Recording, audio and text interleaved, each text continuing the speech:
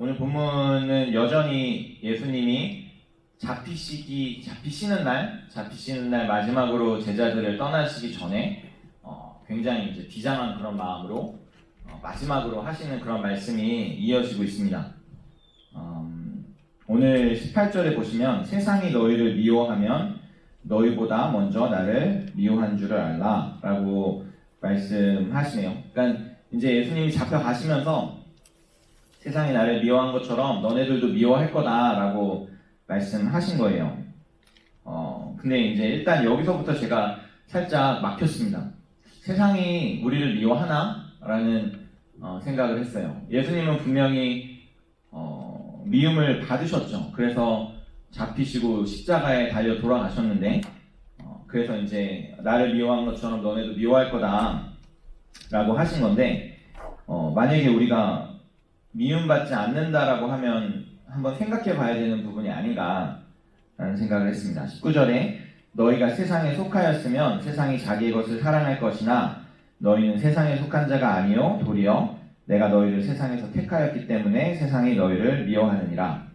예수님이 뭐라고 하시냐면 만약에 세상이 우리를 미워하는 것 같지 않다면 본문 말씀대로라면 우리는 세상에 속해 있기 때문입니다. 세상에 속한 자기의 것을 사랑한다라고 하셨으니까요. 근데 우리가 세상에 속하지 않고 예수님께서 우리를 택하여 내신 바 되었다면 세상은 우리를 미워할 것입니다. 그리고 이제 세상이 우리를 미워한다면 우리는 어떻게 해야 될까라는 것이 이제 제가 오늘 나누고 싶은 부분이요. 여러분들은 세상에 미움을 받고 있습니까? Yes? No? 조금 무슨 말인지 어느 정도는 좀 알 수도 있을 것 같아요. 요즘 시대쯤 돼서 크리스천으로서 나의 어떤 믿음과 고백들을 이렇게 말하며 살아간다라는 것이 특히 한국에서는 개독이라고 불리는 그런 상황이기도 하니까요. 근데 가끔 미워할 해서 미워하는 그런 부분도 있죠. 교회 다닌다고 하면서 가식적으로 자기만 잘난 줄 알고 그리고는 이렇게 행동은 또 다르고 그러면 누가 욕 안 하겠어요. 예수님이 이야기하시는 건 그런 미움을 받는 얘기하시는 게 아니고 예수님이 미움 받으신 것과 같은 이유로 우리를 미워할 때를 말씀하시는 것입니다. 20절 보시면 내가 너희에게 종이 주인보다 더 크지 못하다 한 말을 기억하라. 사람들이 나를 박해하였은즉 너희도 박해할 것이요 내 말을 지켰은즉 너희 말도 지킬 것이라. 그러니까 예수님이 박해 받으신 것과 같은 이유로 우리가 박해를 받을 때 그것이 예수님이 말씀하시는 오늘 우리가 미움을 받는 것이지 그냥 다른 어떤 그런 게 아니죠. 첫 번째로 예수님은 왜 미움을 받으셨을까? 그리고 왜 우리는 미움을 받게 될까? 원래 사람들은 예수님을 굉장히 좋아했어요. 우리가 복음서 요한복음을 쭉 봤지만 예수님은 상당히 인기가 있는 인물이었거든요. 어디에 갔든지 간에 사람들이 몇만 명씩 쫓아다니고 예수님 기적 일으키면 그거 병 고치겠다고 줄 서고 예수님 가르침 듣겠다고 웅성웅성 이렇게 몰려들고 굉장히 인기가 있으셨는데 이 이벤트를 전후로 뭔가 굉장히 많은 것이 바뀌었습니다. 제 생각에 그게 이제 종려주일 예수님이 예루살렘에 입성하시는 그 사건인 것 같은데 우선은 현실적으로 오늘이 4월 3일이잖아요. 그리고 다음 주 4월 10일이 바로 종려주일입니다. 그리고 이제 종려주일 다음 주일이 부활주일이거든요. 그래서 이 타임라인이 어떻게 되냐면 종려주일이 왜 종려주일이라고 불리냐면 이 주일날 예수님께서 예루살렘 성에 들어오셨어요. 그게 마지막으로 예루살렘에 들어오시는 거예요. 그때 이제 사람들이 종려나무 가지 나무를 들고 이렇게 환영을 했어요. 그래서 이제 종려주일이라고 불리게 됐습니다. 그리고 나서 이제 목요일날 최후의 세족식이 있었고 금요일날 목요일날 새벽에 잡히셔서 금요일날 하루 종일 신문을 받으시다가 낮에 십자가에 달리셔서 오후에 돌아가시는 그래서 금요일을 성금요일이라고 하고 3일 뒤 주일날 부활하시는 것을 부활주일이라고 하는데 우리 본문은 일단은 종려주일은 패스했어요. 지금 이제 목요일이니까. 근데 종려주일을 잠깐 생각해 보면요. 사람들이 요한복음 12장 12절 13절 보시면 그 이튿날에는 명절에 온 큰 무리가 예수께서 예루살렘에 오신다는 것을 듣고 종려나무 가지를 가지고 맞으러 나가 외치되 호산나 찬송하리로다 주의 이름으로 오시느니 곧 이스라엘의 왕이시여 하더라. 이 사람들이 말한 게 굉장히 의미심장합니다. 종려나무 가지를 들고 흔들면서 외치는데 호산나라고 합니다. 호산나는 save us라는 뜻이에요. 구해달라는 얘기죠. 찬송하리로다 주의 이름으로 오시느니 곧 이스라엘의 왕이시다 라고 사람들이 이야기했습니다.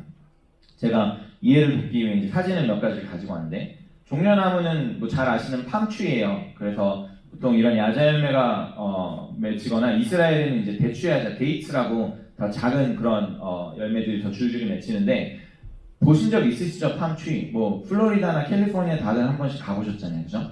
저게 잎이 길고 굉장히 억세요. 그래서 스스 이러면 소리가 이렇게 나고 막 손가락이 엄청 여러 개 달린 그런 손을 흔드는 것과 같은 그런 모양새가 됩니다. 그래서 이스라엘에서는 누군가를 이제 열렬히 환영할 때, 우리가 축구 경기장에서 그 풍선을 빵빵빵 치는 것처럼 저것들을 이렇게 흔들면서 환영을 하죠. 그래서 예수님이 들어오시는 장면이 저렇게 있는데, 그리고 이제 뭐 자기 옷을 바닥에 깔았다 그러고 찬송하면서 이스라엘의 왕이다, 우리를 구원하실 메시아다 라고 사람들이 이야기를 했다고 합니다. 근데 저 사진에 보면, 그림에 보면, 참고로 이건 고백해야 될 것 같은데, 저 그림 출처가 여호와의 증인 웹사이트에서 나왔습니다. 그 친구들이 성경 공부하는데 꽤 열심히 해갖고 가끔 좋은 자료가 있어요. 내용은 보지 마시고 그림만 보시면 될 것 같아요. 저기 그림에 좀 이상한 부분이 있는데, 예수님이 타신 동물이에요.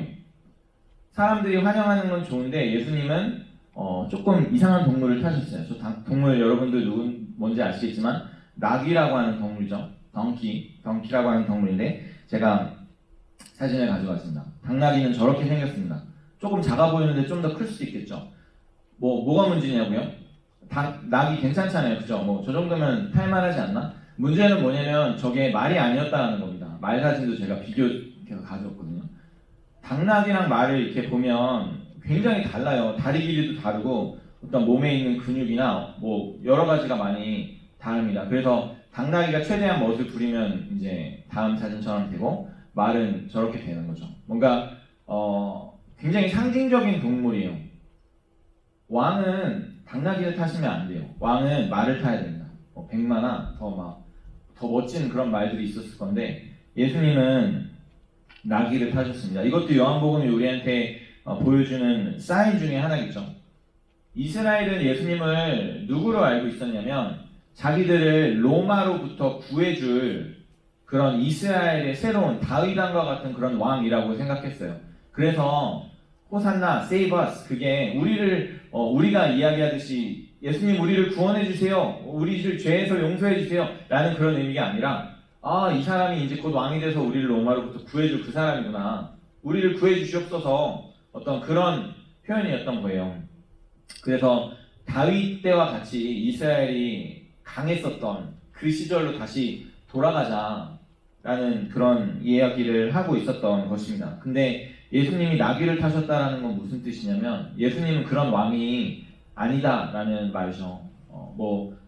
찬양 제목으로 보면 겸손의 왕으로 오셨고, 예수님이 우리를 구원하러 오셨다라는 것은 우리를 로마로부터 구원해 주시는 것이 아니라 우리의 죄를 위해서, 우리를 죄로부터 구원해 주시는 것이고 십자가에 달려 돌아가시기 위해서 오신 것이다 라는 그 사실을 사람들이 깨달았을 때 예수님을 미워하기 시작했습니다. 저 사람 왜 나귀를 탔지? 설마 우리를 로마로부터 구원해 줄 그 왕이 아닌가? 아니라고? 하면서 이제 미워하기 시작한 거예요.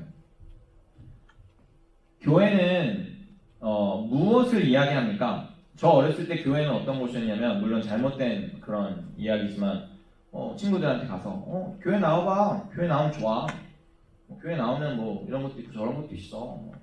사실 한국에서도 많은 사람들이 교회에 가면 이렇게 좋은 일 생긴다라는 그런 믿음으로 교회를 나가기도 했었죠. 건강이 아프면 또 교회에 가게 되고, 내가 필요한 일이 있으면. 그러면서 결국엔 예수를 믿는다는 것이, 예수 믿으면 잘 산다, 예수 믿으면 내가 원하는 일이 이루어진다. 마치 예루살렘의 사람들이 이 사람을 우리 왕으로 삼으면 우리 원하는 거 다 이루어진다, 로마로부터 자유로워지고 이스라엘이 다시 한번 강대해질 수 있고 그거 된다 우리 이 사람을 왕으로 삼자, 이 사람을 믿자라고 했는데 그것이 아니었다라는 것이 밝혀지면 예수님을 미워하게 되는 거죠. 우리는 그렇게 생각 안 하니까. 우리는 예수님 믿으면 다 좋은 일만 일어난다고 생각하지 않고 예수님이 분명히 우리를 위해서 왜 오셨는지를 우리가 알죠. 예수님을 믿는다는 것은 무엇이 우리 뜻대로 된다는 것이 아니라 하나님 뜻대로 이루어진다는 것을 믿는 것이고 그것이 우리에게 더욱더 좋은 일이라는 것을 믿는 것이죠. 예수님이 이스라엘의 왕이 되시는 것보다 십자가에 달리심으로 우리의 죄를 사하시는 것이 우리에게 훨씬 더 좋은 일이었던 것처럼. 그래서 세상이 교회를 싫어하는 이유는 뭐냐면 교회는 우리의 죄에 대해서 이야기하기 때문입니다. 그냥 막 그런 거에 대해서 이야기하는 게 아니라 예수님께서 우리에게 주시는 가장 큰 선물이 우리의 죄를 용서하신 것이기 때문에 우리는 사람들의 죄에 대해서 이야기해야 되는 거죠. 죄라는 걸 깨달아야만 그것에 대해서 용서받을 수 있으니까. 죄의 문제를 해결받고 우리가 하나님과의 관계가 회복되는 것이 우리에게 가장 좋은 것이고 하나님이 원하는 것이고 예수님께서 이 땅에 오신 이유라는 것을 우리가 믿기 때문에 죄에 대해서 우리가 이야기하는 거죠. 제가 예전에 제 친구네 집에 갔다가 아버지가 안 믿으셨는데 제가 그래도 나름 전도사라고 이제 친구가 저한테 좀 기대를 좀 한 것 같아요. 우리 아버지한테 좀 전도 좀 해봐. 그래갖고 이렇게 저렇게 얘기를 하다가 아버지가 뭔가 깨달으셨어. 그래서 너는 내가 지금 죄인이라고 하는 거네? 내가 뭐 용서받아야 되는 그런 죄인이라고 말하고 있는 거야? 그리고 네 그렇습니다 했다가 쫓겨날 뻔했습니다. 완전.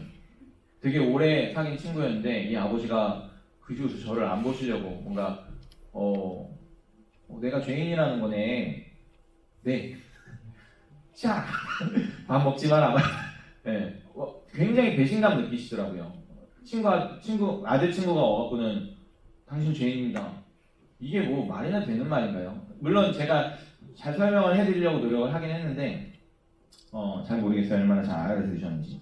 죄라는 게 우리끼리는 잘 아는 부분이지만 세상은 잘 모르니까 우리를 미워하지만 죄라는 건 우리가 누군가의 죄에 대해서 이렇게 할 때 그 사람들을 뭔가 공격하거나 막 그런 게 아니잖아요. 죄라는 게 뭐냐면 결국에는 우리를 향한 하나님의 뜻과 큰 그런 관련이 있습니다. 성경에는 죄에 대한 여러 가지 단어들이 나오는데 보통 몇 단어들을 이렇게 찾아서 그 뜻을 생각해 보면 관역을 벗어나다, 구부러지다, 또는 옆에 떨어지다, 그리고 말을 듣지 않고 있는 어떤 그런 상태를 의미합니다. 우리가 하나님으로부터 멀어진 상태, 그게 우리의 죄의 상태에 있는 거죠. 하나님께서 우리를 창조하신 그런 가장 선한 최선의 상태에 있지 않고 뭐 씨를 뿌리는데 밭에 떨어지지 않고 옆에 떨어지면 열매를 맺지 못하죠. 무언가가 이렇게 제가 자세가 이렇게 구부정했는데 만약에 누가 너 등전표가 키가 꽤 크네. 뭔가 원래 이 정도 큰데 이렇게밖에 못하고 있으니까 그게 좋은 게 아닌 거죠. 뭔가 정확하게 관역을 맞춰야 되는데 그걸 빗나가니까 그것이 하나님 보시기에 옳지 않은 것입니다. 아니 나는 얘네들을 이렇게 만들지 않았는데 죄로 인해서 얘네가 요만큼밖에 못하니까 그 문제를 해결해야 되겠다 라는 부분이 죄인 거죠. 사실은 뭐 다들 그러니까 예를 여러 가지 들을 수 있는데 예를 좀 이렇게 조악한 예를 들어보면 앉고 일어나는 것이 죄는 아니잖아요. 언제는 앉고 언제는 일어나고. 근데 보통 놀이기구를 탈 때 앉아 있으라고 하는데 그때 일어나면 그거는 잘못된 거죠. 위험합니다. 옳지 않은 행동이에요. 또는 뭔가 장례식이나 어딘가에 가서 모두에게 이렇게 일어나서 어떤 경의를 표하고 어떤 조의를 표하고 나 혼자 앉아 있는다. 그거는 옳지 않죠. 상황이 중요하고 뜻이 중요합니다. 우리가 무슨 행동을 하든 어디에 있든 그것이 하나님 뜻 안에 있는 것이냐, 내가 이 행동을 하는 것이 하나님이 기뻐하시는 일이냐, 그것이 중요한 것이지 우리의 행동 하나하나가 중요한 것은 아니에요. 제가 할인이 생각하면서 많은 것들을 생각하지만 저는 완벽한 부분은 아니잖아요. 그래서 때로 제가 할인이에게 뭔가 해주려는 게 항상 이 아이에게 좋으리라는 보장은 없지만 하나님이라는 분이 우리를 사랑하시는 우리의 부모와 같은 분이시고 그분이 완벽하시다라고 했을 땐 그럼 무조건 하나님 뜻대로 하는 게 맞는 거예요. 할인이한테는 저는 좀 그렇게 얘기할 수 있을 것 같아요. 뜨거운 건 만지면 안 되고 칼은 만지면 안 돼. 그때는 제가 맞겠죠. 근데 이제 이 아이가 좀 더 자라나면서 여러분들 나이쯤 되면 부모님보다도 여러분들이 더 정확하게 알고 있는 부분들이 있겠죠. 그래서 어떨 때는 부모의 말에 좀 듣지 않는 부분도 있어야 되는 거예요. 물론 어른스럽게 부모님과 대화를 통해서 잘 해결해 나가야 되겠지만 그런데 하나님과의 관계에서는 그렇지가 않습니다. 무조건 하나님 말이 옳아요. 그거는 어쩔 수가 없잖아요. 우리랑 하나님 사이니까.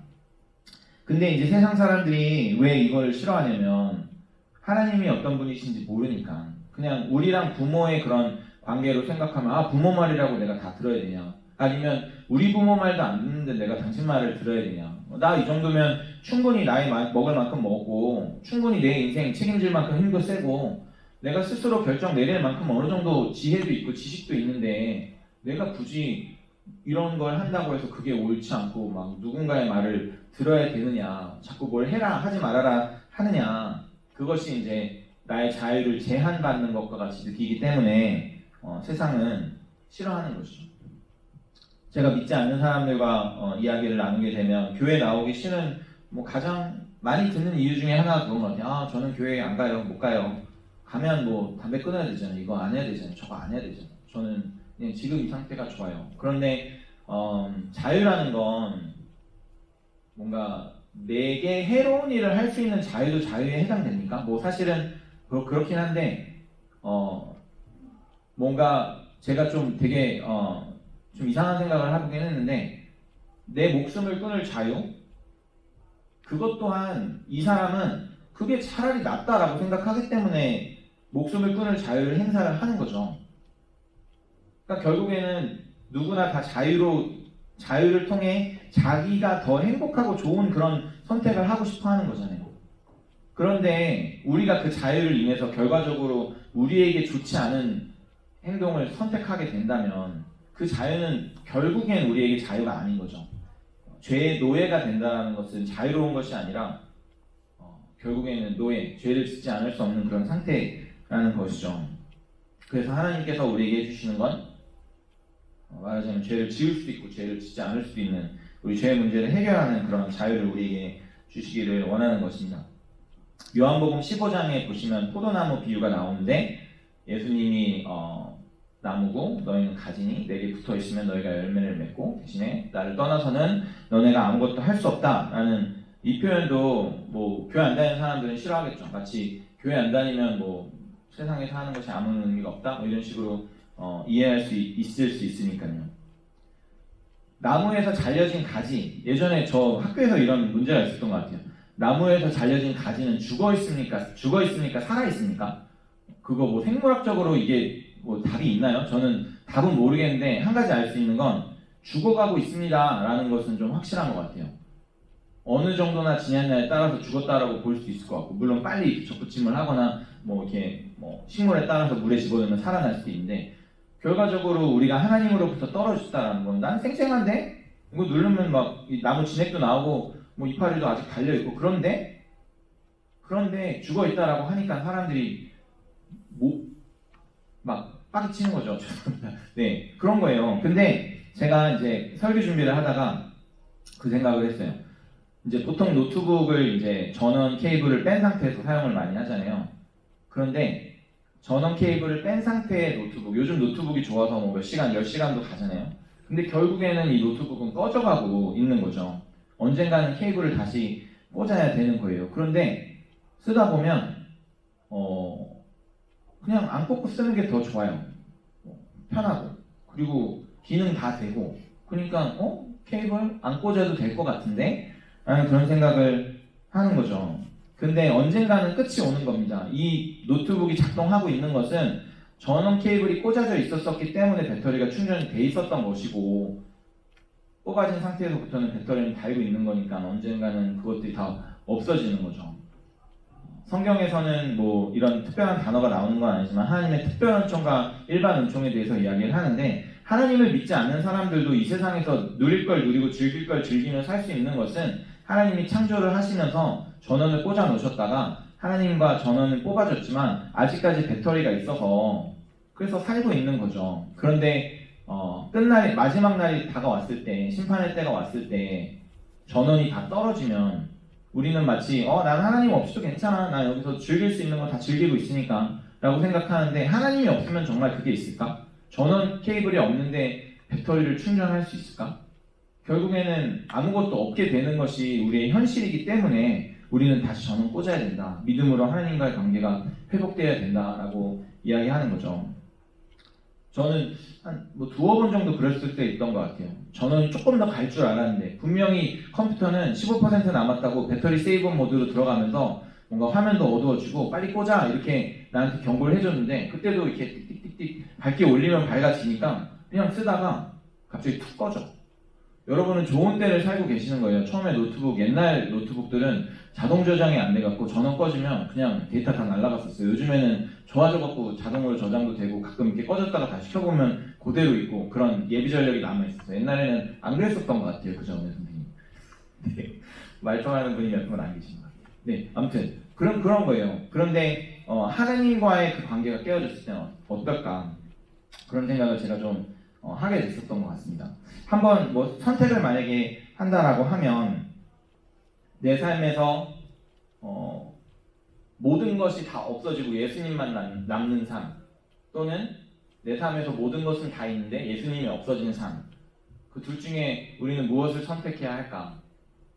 모든 것이 다 없어져도 예수님이 계시다라고 하면 그거는 다시 회복될 수 있는 그런 여지가 있는 것이고, 모든 것이 다 있어도 예수님이 없다면 그건 결국은 언젠가는 디플리트 되는 그런 삶이 되는 것이죠. 오늘 찬양에서 고백한 것처럼 모든 것이 주님의 은혜이고 예수님 빠지면 아무것도 없고 하나님의 창조물도 선하심도 신실하심도 없다라는 것을 우리가 분명히 기억해야 하기 때문에 우리는 죄의 문제에 대해서 이야기하고 케이블 꽂아야 된다.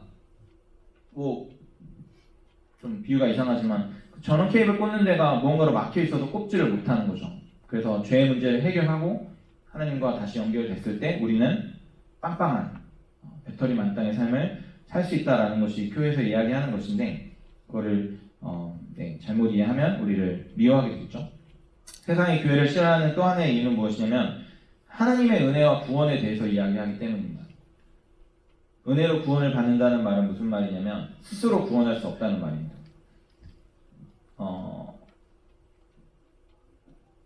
예수님만이 구원받는 길이다라는 그 터무니없는 그 배타적인 메시지가 참을 수 없이 힘든 거죠. 뭔가 다른 방법도 있을 것 같은데 어떻게 그렇게 말을 할 수가 있냐? 예수님밖에 없다고? 그렇게까지 너네만 오르냐? 어떤 이제 그런 리스폰스겠죠. 마치 크리스천들이 자기들만 옳은 것처럼 이야기하는 것이, 또 행동하는 것이 보기 좋지 않은 것 같습니다. 하지만 우리는 알죠. 우리가 잘났다라고 하는 것이 아니고, 그래서 나는 구원받았는데 너네는 못 구원받았냐? 나는 이제 죄인 아닌데 니네는 아직도 죄인이네. 그런 태도를 우리가 취한다는 건 아니죠. 사실 구원받은 사람들은 더 겸손합니다. 다른 사람들의 죄를 바라볼 때 내가 값없이 받은 은혜를 생각하며 저 사람들에게도 하나님의 은혜가 임하기를 위해서 기도해 줄 수 있습니다. 그래서 여러분들 한 가지 생각해 보셔야 되겠는 게, 교회 다니면서 다른 사람의 죄에 손가락질하고 판단하는 그런 사람들 많죠? 좀 문제가 있을 수도 있어요. 은혜 받은 사람으로서 다른 아직 죄 가운데 있는 사람들을 대하는 올바른 태도가 어떤 것인지도 우리가 생각해 보면 좋겠습니다. 그러면 세상이 우리를 미워하지 않는 이유는 무엇일까? 앞에 말한 두 가지 이유에 해당되지 않아서, 그러니까 세상에게 그들의 죄에 대해서 우리가 이야기하지 못하고 은혜로 구원받는 것에 대해서 이야기하지 못하고 그러한 삶을 살지 못하기 때문에, 그런 말 하면 사람들이 뻔히 싫어하잖아요. 요즘 같은 시대에 특히나. 그래서 세상이 변해가는 것에 맞추기 위해서 우리가 성경의 해석을 조금씩 달리하면서라도 그들에게 듣기 좋은 말들을 합니다. 구약에는 안 되는데 요즘엔 괜찮아. 성경은 이렇게 보면 그렇게 볼 수도 있어 라는 그런 거죠. 물론 성경이 예전에 어떤 노예제도를 찬성하는데 사용됐었던, 해석이 잘못됐었던 그런 경우가 있어서 올바르게 해석이 되고 있는 그런 부분도 있지만, 올바른 해석에 대해서도 좀 뒤틀어서 세상이 기뻐하는 그런 메시지들로 바꾸는 그런 경향들도 있는 것 같습니다. 그런 교회들은 뭔가 온전한 이유로 미움받지 않고 잘못된 이유로 세상에게 좀 존경, 존중을 받기도 하겠죠. 그런 크리스천이 되면 안 되겠습니다. 또 다른 이유가 무엇이냐면 이것도 상당히 중요한 이유라고 생각하는데 다른 사람의 고난을 우리의 고난으로 생각하지 않아서입니다. 우리는 노르트 아메리카에 살잖아요. 여기는 세상에서 뭐 기독교를 믿기에 가장 안전한 나라 중에 하나일 수도 있을 것 같아요. 근데 최근에 리포트를 보아도 여전히 크리스티애니티가 세계에서 가장 박해를 많이 받는 종교입니다. 어떤 사회적인 어떤 그런 이슬람교가 받는 그런 차별도 대단하지만 사실은 크리스티애니티가 더 많이 박해를 받고 있다고 해요. 계속 늘어나고 있습니다. 작년 통계로 봤을 때 재작년보다 작년에 1000명 이상 되는 플러스 1000 people이 믿음으로 인해 죽임을 당했고 또 그러니까 계속 늘어나고 있는 추세라는 거죠. 전체적으로 3억 6천만 명 정도 360 million Christians가 아직도 박해받는 그런 나라에 살고 있습니다. 우리가 그냥 그 안에 포함이 안 돼 있는 것이죠. 뭐 폭력, 건물에 대한 공격, 재판 없이 구금당하고 체포당하고 선고, 투옥당하고 그리고 납치되고 그 나라에서 추방되는 그래서 어떤 Pew Research Center라는 데 리포트에 따르면 2019년에 기독교인들은 다른 어떤 종교 집단보다 많이 153개국에서 박해를 당했다. 무슬림은 147개국, 유대인들은 89개국. 그들의 고난을 생각하며 우리가 그들의 고난에 동참해야 하는 것이죠. 그것이 우리가 고난받는 그런 길이죠. 고난을 받아야 한다라고 생각을 한다면. 어저께 저는 북한에서 오신 선교사님 이야기를 들었는데 아직도 선교사님들은 물도 안 나오고 전기도 안 나온 곳에서 복음을 전하기 위해서 어려움을 감내하시고 또 고통하고 계시죠. IT에 계시는 선교사님, 그러니까 여러분들 선교사님들 찾아서 기도편지 같은 거 사인업하세요. 가끔 한 달에 한 번씩 나눠주시는데 저는 감비아 선교사님, 브라질 선교사님, IT 선교사님 그분들의 삶을 들으면 그 고통을 내가 같이 나눌 수 있게 되는 것 같아요. 그래서 헌금이라도 좀 하고 기도라도 좀 하고 내가 북미에서 이상하잖아요. 예수님은 분명히 고난 받을 거라 하셨는데 우리가 아무런 고난 받지 않으면 그런데 우리 형제와 자매들이 고난을 받고 있고 우리도 그 고난에 동참할 수 있습니다.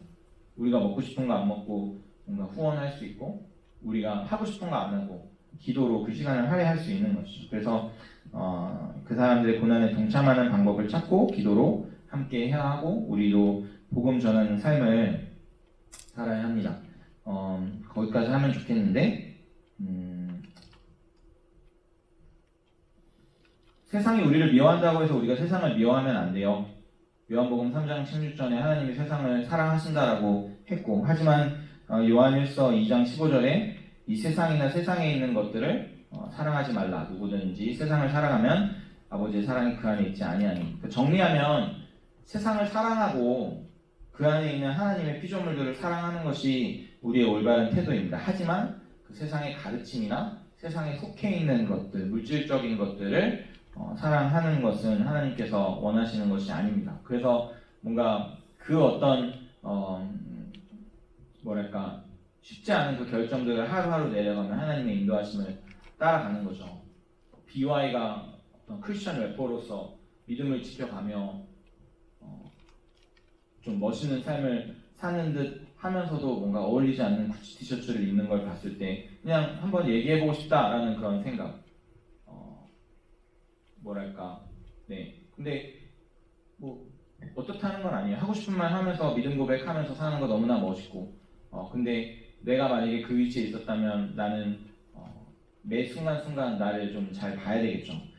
보통 요즘에 인싸, 아싸 이런 단어를 하면서 인싸가 되는 걸 좀 더 이렇게 긍정적으로 바라보는 그런 세상이지만 사실은 크리스천의 믿음을 다 지키면서 살다 보면 세상에서 인싸되는 건 어느 정도 포기해야 되는 부분이 있죠. 요한일서 3장 13절에 형제들아 세상이 너희를 미워하여도 이상히 여기지 말아라.